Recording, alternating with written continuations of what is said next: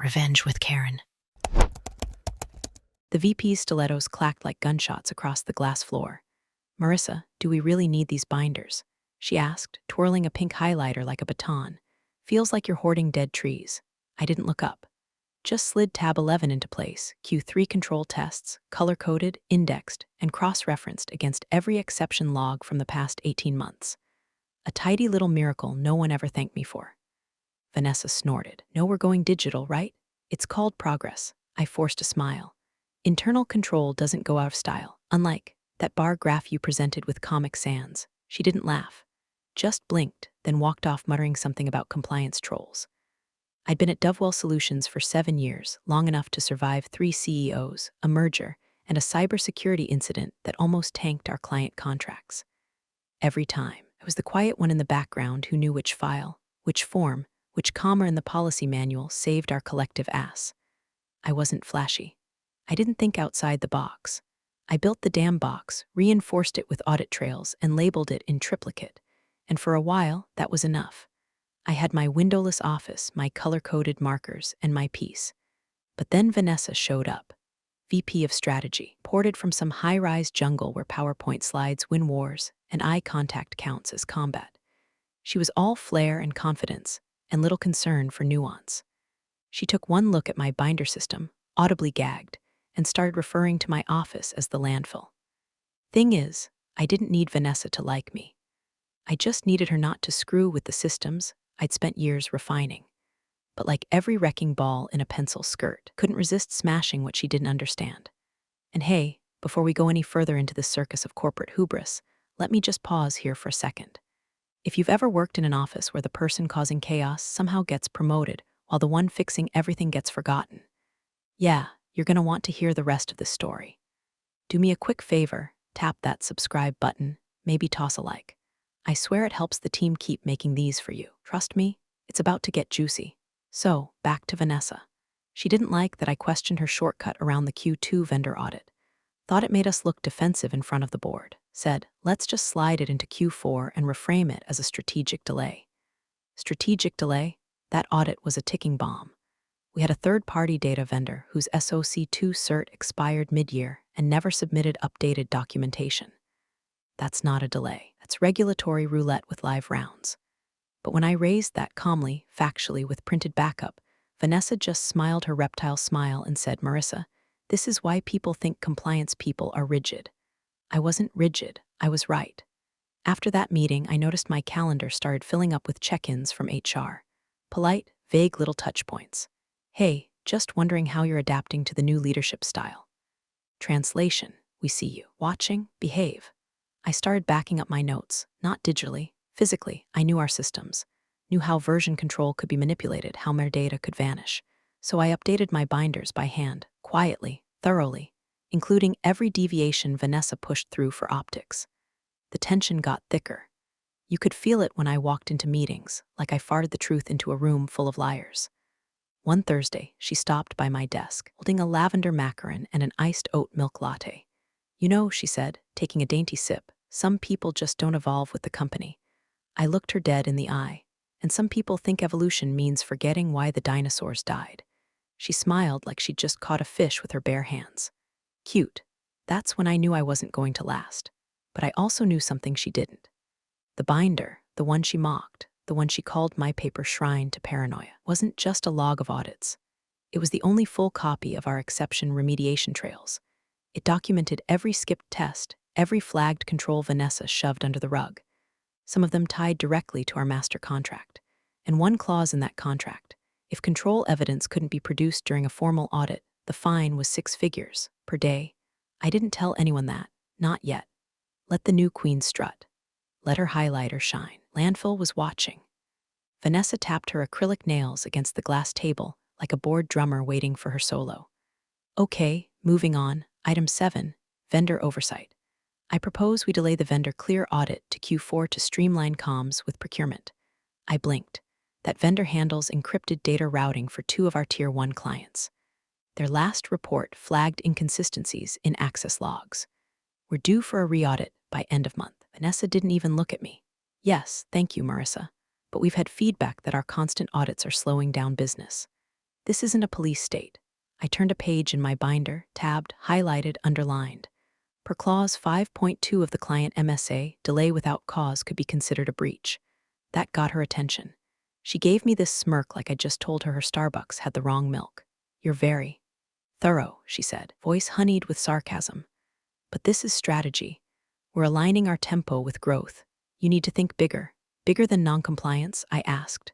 Vanessa laughed, loud, deliberate, like a sitcom character trying to sell punchlines that weren't landing. Then she said it, honestly, sometimes I think you're just paranoid, not strategic. Let it go. The room went quiet. Not dead quiet, just that awkward kind of hush where everyone pretends to check their phones or doodle in notebooks, hoping they won't get dragged next.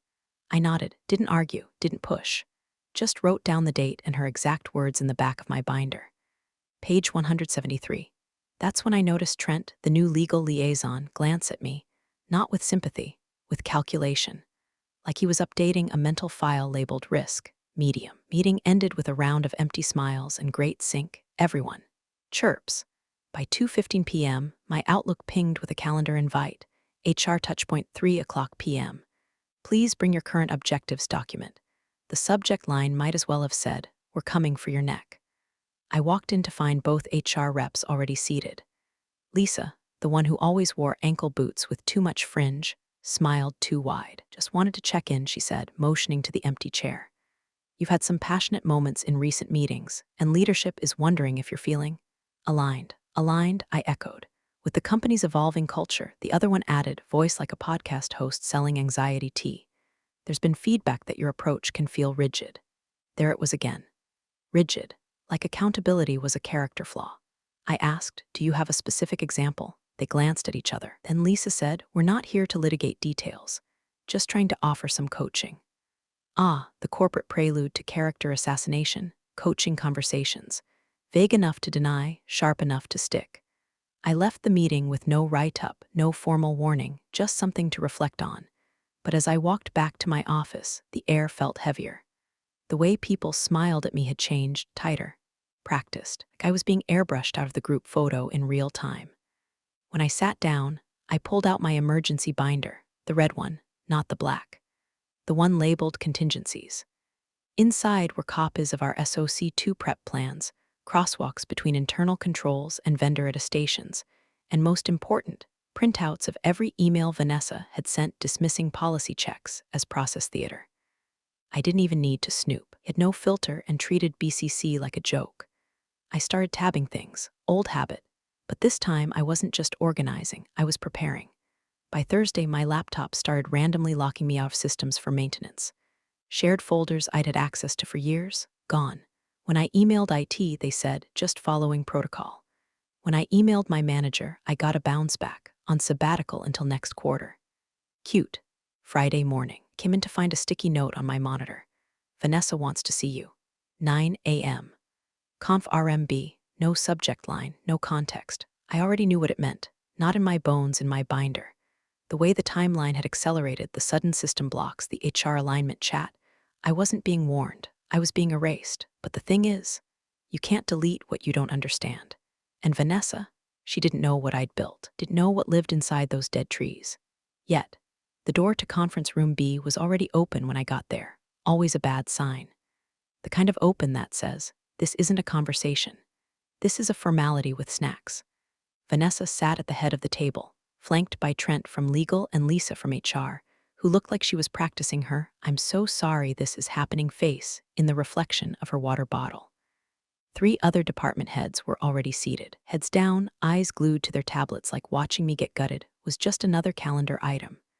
Marissa, Vanessa chirped, motioning to the empty chair across from her. Thanks for coming on such short notice. I sat, folded my hands, and waited. No smile, no small talk, just cold stillness, the kind I'd learned from years of watching execs try to talk their way out of audit gaps. She launched right in. After careful consideration, she said, in the practiced rhythm of someone reading off a script they helped write, we've decided to implement a strategic restructuring of the compliance department. Translation.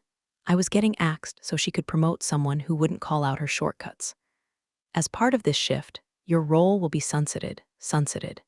Jesus. They'd turned firing into a spa treatment. effective end of business Friday. Appreciate your years of service and wish you nothing but the best in your future endeavors. She leaned back, that smug little smirk stretching across her buttocks cheeks like she'd just checkmated a pawn and thought it was a queen.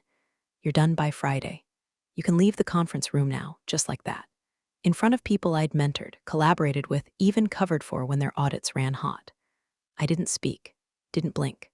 Just stood, nodded once, and walked out. Hallway felt longer than usual, like a tunnel, soundless and slow. No one made eye contact. One guy coughed, that was it. I reached my office, closed the door, and locked it. Sat down in the chair one last time. First thing I did, opened the binder. The binder. Vanessa called it clutter, junk. That outdated tree graveyard, as she once quipped during a town hall. What she didn't know, what no one seemed to understand, was that this binder was the compliance architecture, root of every exception report, internal deviation, flagged vendor, remediation timeline, and unsigned control that passed through this company in the last 2 fiscal years. But more than that, it was mine. It had margin notes, follow-ups, timestamps she didn't know existed, risk indicators she thought were low priority, and cross-reference keys only I knew how to read. She thought she'd erased me with a sentence.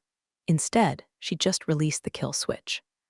I packed slowly, pulled my plants out of the windowsill, 3 succulents, 1 cactus, all still alive despite HR's best efforts.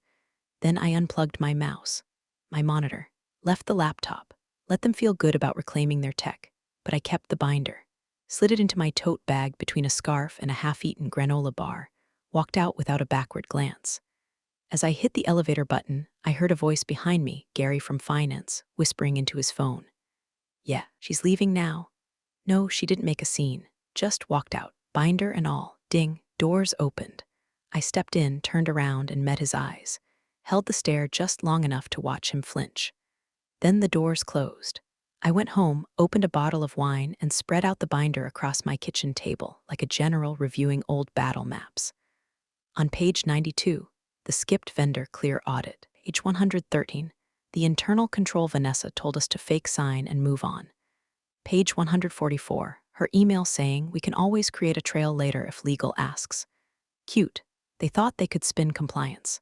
They forgot I wrote it. Friday came. My phone buzzed with a generic exit survey link. I deleted it. Then I waited, because I knew what they didn't. The audit, it was next week. The fine for missing internal control evidence wasn't a slap on the wrist. It was $100,000 a day. Tick, tock. Monday morning arrived like a slow-motion car crash. The external audit team from Halperin and Gray showed up in their usual navy blazers and dead eyes, toting laptops, clipboards, and that quiet superiority you only earn from watching companies implode for a living. The front desk gave them caramel lattes and half-hearted smiles. Inside the war room, formerly known as Conference Room A, our brand-new compliance lead, a fresh-faced spreadsheet jockey named Derek, was already sweating through his collar. I'd met him once. Nice guy. No clue what he'd walked into. All right, said the lead auditor, a wiry woman named Beth who looked like she slept in her risk matrices. Let's start with control confirmations from Q2. Vendor attestations, exception logs, and deviation reconciliations. Eric blinked like a man seeing daylight for the first time. Sure, yeah, let me just pull that up, click, click, click. Silence, strange, he mumbled. They should be in the shared drive under compliance 2023 Q2. Beth tapped her pen. They're not, we already checked. Someone coughed. Probably Trent from legal, watching from the back like a crow perched on a crumbling branch. Okay, Derek said, voice cracking.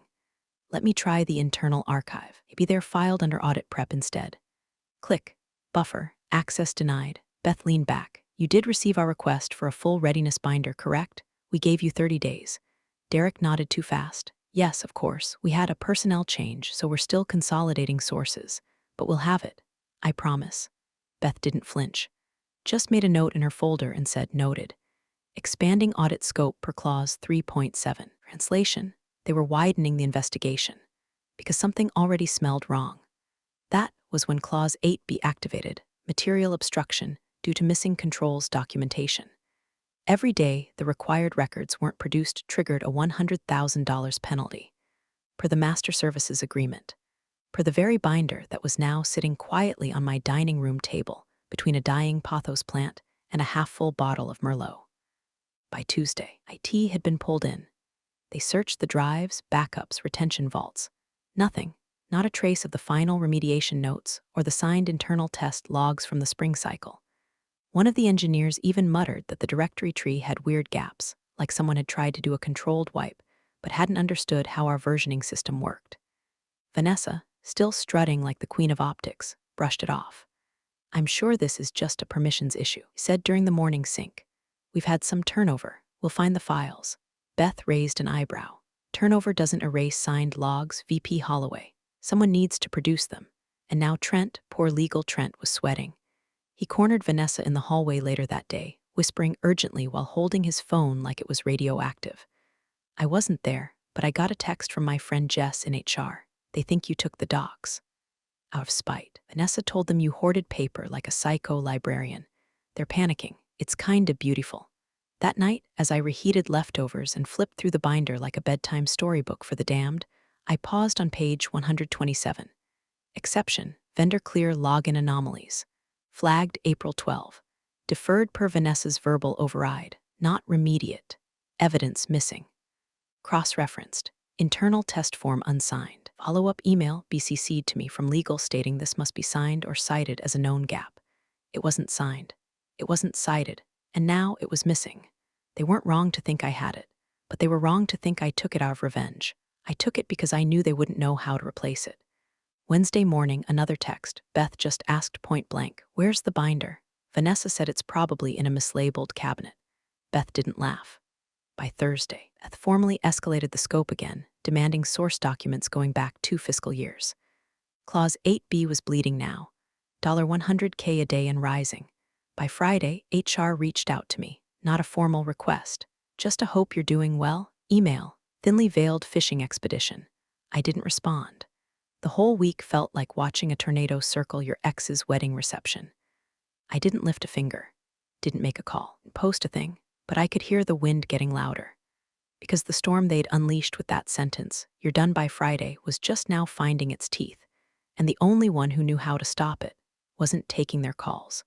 By Monday morning, the panic had started seeping out of the walls like black mold. Vendor attestations, gone. Internal test logs, missing. Exception reconciliations, non-existent. Derek had taken to pacing the war room like a zoo animal, clutching an empty manila folder and murmuring things like redundant backups and mirrored storage to no one in particular. Vanessa, meanwhile, was deep in the performance art of damage control, chin high, lips tight, voice dripping with condescension, as she told the board that everything was recoverable. Recoverable, like spilled milk or a deleted TikTok. The board didn't look convinced. Beth, lead auditor with the neck of a hawk and the moral flexibility of a brick wall, had not only expanded the audit scope again, but triggered a secondary review protocol. That meant outside counsel was brought in. And when outside counsel shows up before your coffee's even brewed, the walls are about to bleed. I wasn't there, but I didn't need to be, because by lunchtime, the texts started rolling in. First from Ria Ma in procurement, "They're looking for you," and from Jess in HR. "Vanessa tried to blame you in front of the board. Didn't land. She's sweating." Then from Derek himself, "I know we never worked together directly, but where did you keep the reconciliation matrix? Or is that gone?" I didn't reply to any of them. Just stirred another teaspoon of honey into my tea and turned the page of the binder sitting in front of me. I was on page 214, Q1 backstop procedures for vendor clears 2-factor authentication override, which, fun fact, Vanessa had explicitly told me to archive quietly instead of submitting during the last control review. I'd printed the email.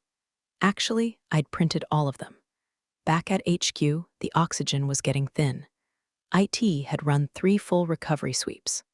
Nothing. Legal had initiated a retention audit and couldn't even verify who'd last accessed the vendor attestation portal. By mid-afternoon, a paralegal from the firm's outside counsel placed a call to my old number. Left a voicemail that started with, "Hey Marissa, just checking in," and ended with, "If you could just verify whether you're in possession of any original documentation, we'd greatly appreciate your cooperation." Cooperation. That's what they call it when the ship's halfway sunk, and they remember you were the one holding the manual on flotation devices. Vanessa wasn't done spinning, though. In the 4 p.m. emergency board call, she apparently said, quote, "We're leveraging cloud redundancy and are confident all control artifacts will be reconstructed shortly." Reconstructed. as if this was a Lego set, not an audit trail. I got that quote, by the way, from a screenshot. Jess took it during the call. Sent it with the caption, "They're circling the drain," and Vanessa brought a glitter hose. Then another voicemail. This time from Trent. "Marissa, listen, I know we didn't always align, but if you could just let us know the status of certain files, we could make this go away real easy. No hard feelings." I almost felt sorry for him, almost, but this wasn't about feelings anymore. This was about contracts. Clause 8b, audit obstruction, and the ticking sound of a fine climbing by 6 figures with every sunrise. That night, I poured myself a generous glass of wine, sat on my porch, binder on my lap, and just listened to the silence, to the chaos I wasn't in, to the music of watching a machine chew itself to death because it thought the cog it kicked out was disposable. They still hadn't asked the right question. They were asking, where are the files? They should have been asking, who was the system? Because the answer was steeping jasmine tea in a robe, watching them burn through billable hours like kindling, and smiling. The official notice dropped at exactly 10:04 a.m. Beth, always punctual, always surgical, walked into the war room carrying a sealed manila envelope and a printed packet clipped together with a red tab. Not yellow, not blue. Red. If you've ever danced with an audit firm, you know what that color means. Blood's been found in the water. She laid it gently on the table in front of the CFO and said, "Per clause 8b of your master services agreement, effective immediately, your firm is in material breach for failure to produce certified internal control documentation. Daily noncompliance penalties will accrue at the contractual rate of $100,000 per calendar day, retroactive to day 1 of audit delay." She said it like she was commenting on the weather. Room reportedly went dead silent. Jess texted me, "Beth just dropped a $100K/day bomb." Trent legit choked on his coffee. The CFO, Eric, I think his name was, apparently turned the color of oatmeal left out too long. One of the interns swore he started blinking like he was buffering. Vanessa, on the other hand, did what any overcompensated parasite in a pantsuit does when the ceiling starts to collapse. She pivoted. Okay, she said, hands raised like she was talking down a hostage situation. "Look, we can recreate the logs. Right? The data's somewhere. We'll just simulate the trail." Beth didn't even blink. "You want to backdate official compliance records?" No, Vanessa said too quickly. "Just reconstruct. It's not fraud, it's remediation." Beth gave her that half-smile auditors save for people they're about to eviscerate professionally. VP Holloway, if you attempt to submit recreated evidence without transparency, this breach becomes reportable to your clients under Disclosure Clause 11D. That includes federal contractors. Are you comfortable with that? Trent cleared his throat. Let's hold off on any reconstructed submissions. Too late. The floor had already cracked. Word got out within the hour. Not from me, I was still ghosting. But auditors don't exist in a vacuum. One whispered warning to a client's compliance officer, and the smell of rot spreads fast. By noon, at least 3 major vendors had paused pipeline projects with Dovewell. 2 others filed formal info requests under contract protection clauses. I was mid-bagel when Jess texted again. They've gone full apocalypse mode. CFO wants to bring in a third-party forensic team. Guess what the forensic team will say? Same thing you could have told them for free. Made me laugh hard enough to spill sesame seeds all over the binder. And yes, the binder was still on my table. Still pristine, still organized, still humming like a loaded gun no one but me had the fingerprints to fire. By 3 p.m., Trent called again. This time, his voicemail tone had shifted. Gone was the smug, glassy lawyer voice. Now it was tight, anxious, edges fraying. "Marissa, please, we're facing serious exposure. If you're willing to assist with reconstruction, even just walk us through recovery, there may be a consideration for reinstatement or compensation. Call me, please, compensation, reinstatement." Words they'd never uttered when I was quietly plugging their compliance holes like a ghost with a highlighter. Now, suddenly, I wasn't just Marissa from compliance. I was Marissa who held the fuse. I didn't call back. Just refilled my tea, closed the binder for the evening, and opened a second window in my browser. Job boards? Not because I needed one. Not yet, just because I could. That night, as the sun dipped and the temperature finally broke, I stepped outside, phone off, no calls returned, no texts answered. Let them writhe. Let Vanessa pitch her glitter-stained PowerPoints and watch them catch fire in real time. Let legal try to stitch together timelines they never understood. Let the CFO hemorrhage cash while refreshing his inbox, praying for a clause that doesn't exist. I wasn't angry anymore. I was calm. And if they listened closely inside that sterile war room, maybe, just maybe, they could hear it too. The sound of $100,000. Ticking every single day. Friday morning, 9:17 a.m., the first crack finally made it through the marble. Boardroom, full attendance. No breakfast spread this time. Not even coffee. Just folders, sweat, and the growing stench of professional desperation. Vanessa opened the meeting trying to sound calm, but her voice was frayed around the edges. "We're actively recovering the documentation," she said, arms crossed so tightly they looked like tourniquets. "Derek's team has reconstructed 90% of the testing logs." "No, we haven't," Derek blurted, pale and sunken-eyed, like he hadn't slept in 3 days. "We estimated 90%. We haven't reconciled anything." Heads turned. That's when the intern, Sophia, fresh out of grad school, quiet as a whisper most days, finally said it. "I don't think we can reconcile it," she mumbled. Only Marissa knew how the exception chains connected. There's no index, no formula, she just knew. The silence after that could have cracked glass. CFO Eric whispered, "Are you saying there's no backup?" Sophia shook her head. It wasn't about the data. It was the logic. She built it, tracked it. She never shared the full method, that she'd write the documentation after the audit cycle. Everyone turned to Vanessa. She blinked like she'd been hit with a stun gun. I thought that was just her being possessive." Beth, stoic, clinical Beth, finally closed her audit folder with a loud snap. "She didn't just quit," Beth said, rising from her chair. She took the thread. And now the whole damn sweater's unraveling. She reached into her briefcase, pulled out a slim envelope, and set it on the table. "Clause in your MSA isn't just about missing evidence," she said. "It's about failure to retain control logic used to interpret that evidence." That logic was Marissa. The CFO looked like he was about to vomit. Beth finished her thought as she walked toward the door. "The fine stops when she returns." And just like that, the illusion shattered. Vanessa stood there, frozen in the center of the room. Her kingdom of shortcuts, her empire of appearances, exposed for what it always was, a glass castle on a fault line. By 10:05 a.m., Trent was already dialing. The first number went to voicemail, so did the second. At 11:12 a.m., Jess called me. For the first time since all this started, she didn't dance around it. "The board would like to speak with you," she said. "They've realized some things." I sipped my coffee, let the steam warm my lips, and answered flatly, "Asking what it would take to get you to return," she added, voice gentle like she was approaching a spooked animal. I set the mug down. "Did they mention Vanessa?" I asked. There was a pause. "They said they are reviewing her role in the situation." Of course they were. I didn't say yes, didn't say no. Just told her, send the request through counsel. "I'll look it over," because this wasn't a negotiation anymore. It was a recognition. Built their operations on a framework they never bothered to understand, because it came from someone who never demanded credit, never raised her voice, never played their games. And now, they were offering me the table I'd once been denied, because I'd taken the chair with me when I left. I didn't rush, didn't jump, didn't gloat. I took my time. Let them stew. Let the fine bleed a little longer. Just enough to make the lesson stick, because when you treat competence like clutter, eventually the trash takes you out. Monday, 9 a.m. sharp. I didn't stroll. I didn't smirk. I walked into that boardroom like a loaded file path, clean, direct, unshakable. In my left hand was a fresh manila folder, binder excerpts, just enough to prove I still had the thread. In my right, a sealed envelope bearing my lawyer's watermark in crisp navy ink. Inside, my terms. The room was packed. CFO Eric looked like he'd aged 5 fiscal quarters.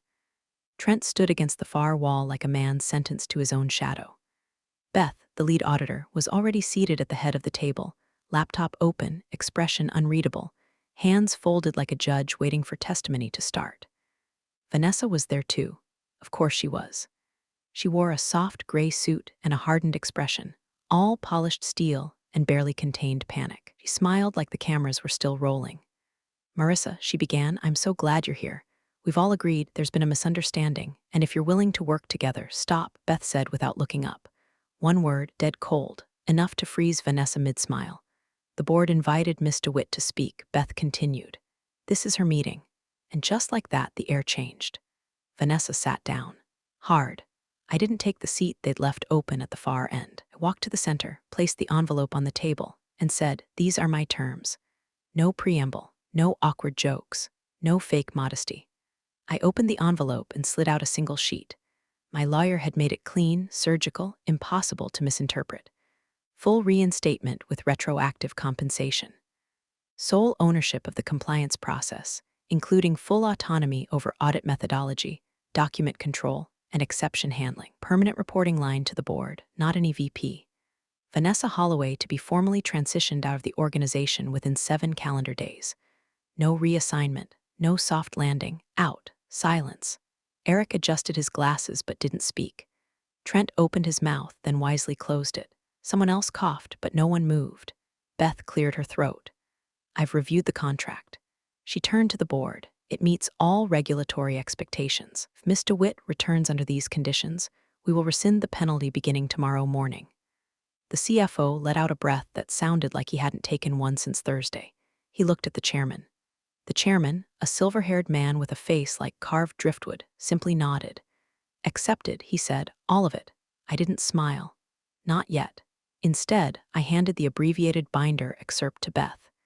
Here's a sample set of the control trail. Reconciliation is ready. Once I receive signed copies of the agreement, I'll deliver the remainder. Beth nodded once. Understood. Vanessa stood. This is absurd. You're letting her blackmail the company? She took critical documents. I retained copies of internal logic I personally authored, I replied, turning to face her for the first time. Your team deleted the systems I warned you about. I preserved them. You're twisting this, she hissed. This is a hostile takeover. Beth stood next. Slowly, deliberately. Miss Holloway, she said, if you interrupt this meeting again, I will document your interference as obstruction. I suggest you begin preparing your exit transition. Vanessa looked around, searching for allies, lifeboats, even a sympathetic glance. There were none, just empty stares. Just the sound of power shifting under fluorescent lights. I sat. For the first time in my 7 years at Dovewell, I sat in the room where the decisions were made. Not a single person dared cut me off. Eric asked, voice still cracking, how soon can we be operational again? I flipped open my notebook. Once I revalidate the logs and restore the attestation chain, I can have the audit trail stabilized in 72 hours. Beth confirmed. If Marissa returns today, Halperin and Gray will freeze the daily fine. The chairman nodded again. Done. That was it. No fanfare. No confetti. Just quiet, desperate agreement. Vanessa stood one last time, collected her tablet, and walked out. No handshake, no speech, no ceremony. Just her heels clicking against the tile like punctuation marks at the end of a bad sentence. Everyone finally looked at me, not through me. Not around me, at me. Not because I demanded it, because they had no choice. Because now, I didn't need them. They needed me. 3 days later, I walked back through the double glass doors of Dovewell Solutions, not as a cautionary tale, not as an artifact of old systems, but as the only thing standing between the company and regulatory collapse. The front desk girl, Ashley, actually stood up. Welcome back, Miss DeWitt, she said, like I was royalty returning from exile. Cute touch. My office door, once a crime scene of mockery, had been repainted, recarpeted, and stocked. Fresh markers, fresh notebooks. A brand new ergonomic chair that still smelled like the supply closet. Nameplate on the door? Just Marissa DeWitt, Compliance Director. No VP over me, no dotted line nonsense. Just me, and on my desk sat a box. Inside, my binder, right where it belonged, untouched, unaltered, reverently returned. Beth dropped by around noon, holding a fresh audit packet and a familiar smirk. I figured you'd want to personally finalize the log restoration, she said. I held off processing the rollback until you cleared the exception trails. I nodded. I've already updated them. Vendor clear controls are revalidated. SOC2 integrity is intact. She offered a small, rare smile. Clean kill. She didn't stay long, just long enough to give me a nod that didn't need explanation. At 2:17 p.m., Trent knocked lightly and poked his head in. Hey, he said, already sweating despite the /C. So, just to confirm, we're good now? I tilted my head. Good, you've got the logs. Beth's happy the board is no longer pricing yachts in rupees. He laughed weakly. I didn't. Instead, I opened the binder, page 1, Q1 remediation summary, itemized by risk tier, and said, this is just version 1. I've already started digitizing. Custom schema, isolated backup nodes, encrypted metadata, cloud independent. Trent blinked. You're rebuilding the system? I smiled. No, I'm fortifying it. He nodded slowly, backed out like he'd walked into a room full of landmines. At 4:22 p.m., through the vertical blinds of my office, I saw Vanessa for the last time. She was in flats now, no more stilettos, no more blazers with shoulder pads like linebacker armor, just a sagging cardigan and a box clutched to her chest, filled with knickknacks that once screamed power and now looked like clearance rack regret. She didn't look up as she passed my door. I stepped into the hallway anyway, not to gloat, but to leave her with one last unignorable truth. She stopped, sensing me behind her. I didn't raise my voice, didn't need to. I just said, clear and crisp as a closing clause, "Next time, don't touch what you don't understand." She didn't reply, just kept walking, heels silent, future erased. Back in my office, I closed the binder and opened my laptop. Line by line, I began transcribing. No longer for them, for me. This wasn't about survival anymore. It was about dominion. Policy wasn't just a job, it was power. And now I owned it. Thanks for joining the fun, you office survivors. Subscribe for more switch-flicking drama. Let's make your former coworkers sweat.